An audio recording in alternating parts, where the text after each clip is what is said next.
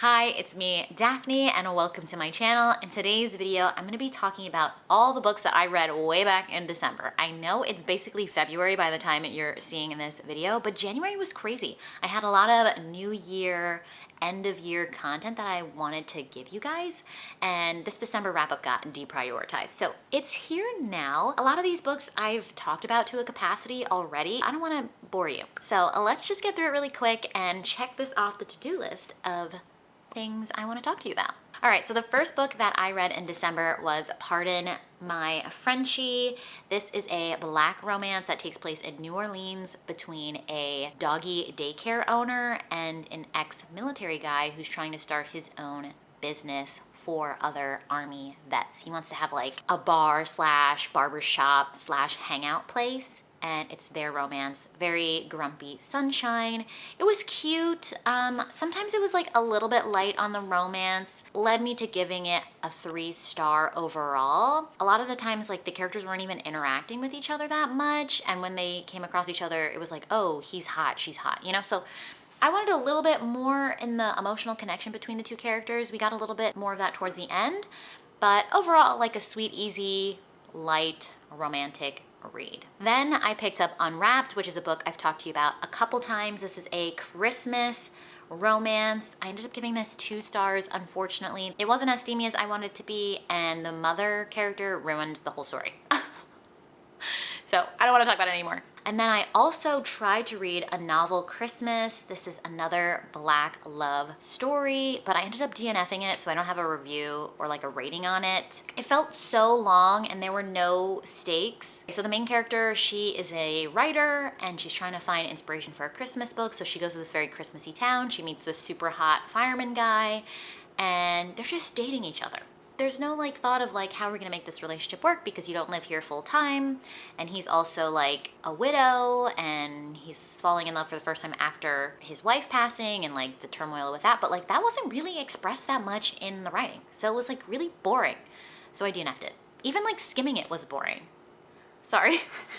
And then I read a Jessica Kane, which was Enticing the Scrooge. I ended up giving this 3 stars. This one was fun, okay?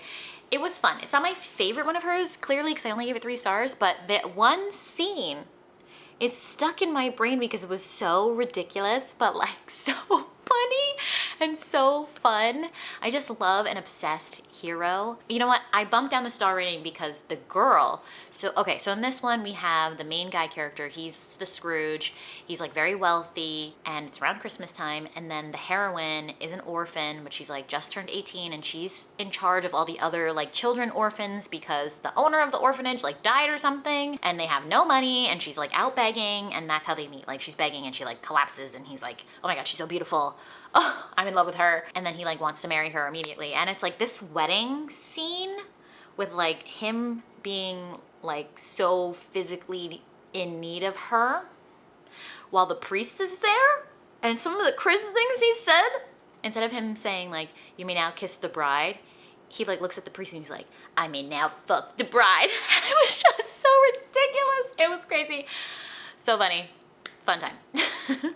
Then I read Can I Tell You Something in December, which is another Christmassy book. I was on my Christmassy kick. This one I talked to you about probably a couple times because I really enjoyed it. I gave it a 4.5 star rating. Definitely super fun. This one is about a man who works kind of in the online porn industry in a way. He's like giving these like ASMR type sexual stories, and he's like, you know, treating himself to himself while recording the episodes. And the main female character is a huge fan. And then he ends up going to her family's Christmas vacation because he's friends with her brother, and she didn't know that they knew each other, and it's their romance together, and it was just so fun. And I loved how the author integrated like his job, like his side hustle job, with the audio stories, like the sexual audio stories, into their intimacy. It was just so fun. It was just so fun. So I would definitely recommend that one. Then I read a super short, like 20-page novella by Katie Robert called A Very Krampus Holiday. It was just straight to the point smut, okay? It's like this random woman is running away from something. She's in a cabin. I don't know if she like killed her ex or something. I don't know, but she feels like she's done something very bad and the Krampus is here to punish her. He basically spanks her and then they hook up and that's it. And it's a steamy fun time. I gave it 4 stars because it delivered what I wanted at the time. And sometimes that's all you need. A little bedtime story. Then I picked up another Jessica Cain. This one was called Step Stalker, and I gave this one 4 stars. So this story was between a Navy SEAL hero. He's like the face of this mission where they defeated like this big terrorist guy or something. Obviously he had a whole team and stuff, but he is the face of it. He doesn't really like all the attention, but he's dealing with it.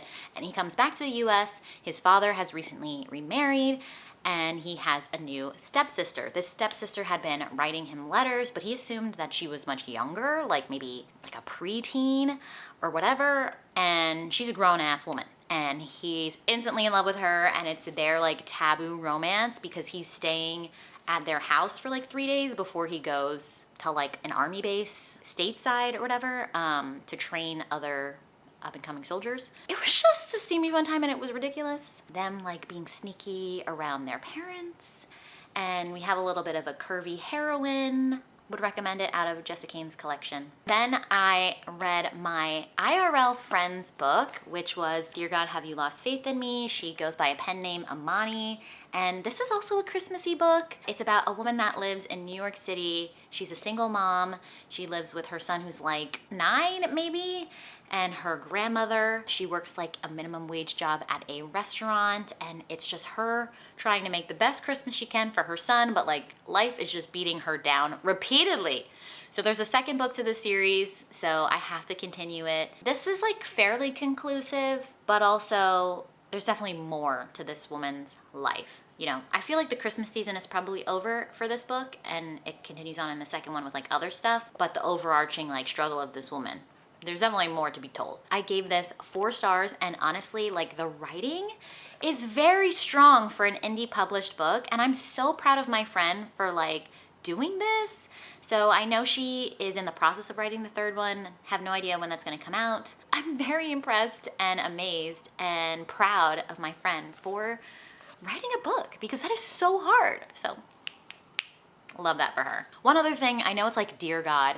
It's not like overly religious. I'm not religious at all, and I didn't find it to be unapproachable in that way. Our main character is religious and she goes to church. You know, there's talks about religion, but it's not preachy at all in my opinion. I found it very approachable for people that aren't religious or have different religions. It's just like her experience being a Christian person. But like it's not like the whole story. You know what I mean? It's not. It's just a part of her life. It's like a big part of her life.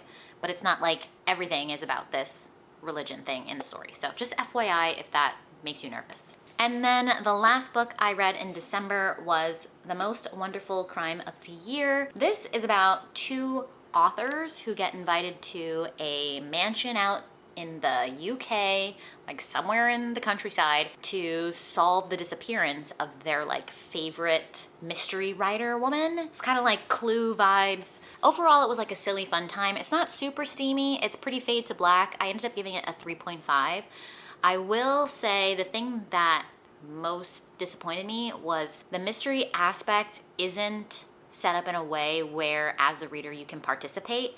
Like you can see the girl is like figuring it out, but like it's with things that are only canon to this world. So there's no opportunity for you as the reader to try to like guess what the answers are gonna be. It's just like, oh, that one book she wrote, her 70th book, like there was a mention of a ribbon and that's why da-da-da-da. Like I'm not gonna know that because the book isn't real, you know what I mean? So I wish it included me a little bit more in solving the mystery, but alas, an easy fun read. I wouldn't not recommend it. Like it's a good Christmas thing to pick up, but it's not like something I would read again. So, last book of the year. All right, so those are all the books that I read in December. Quick catch up, because again, I've probably talked about a lot of these books already with my overall wrap-ups and all that, whatever. But I hope you had some fun with me.